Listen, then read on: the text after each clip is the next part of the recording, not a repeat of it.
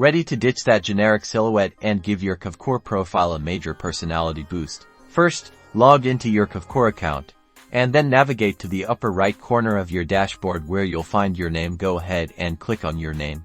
A drop-down menu will appear. From this menu, select My Profile. This will take you directly to your profile settings. On your profile page, you'll see your current profile picture, which is probably the default Kvcore image. Hover your mouse over the picture. You'll notice it becomes clickable. Click on the existing picture and a pop-up window will appear. This window gives you the option to either upload a new image or remove image if you want to start fresh. Choose Upload a New Image. Your computer's File Explorer will open, allowing you to browse for the perfect photo. Find the image you want to use, ideally a professional headshot, and select it. The image will now appear in the profile picture area. You may see a cropping or resizing tool. Use this to adjust the image so your face is clearly visible and centered. This ensures your photo looks great in the circular frame.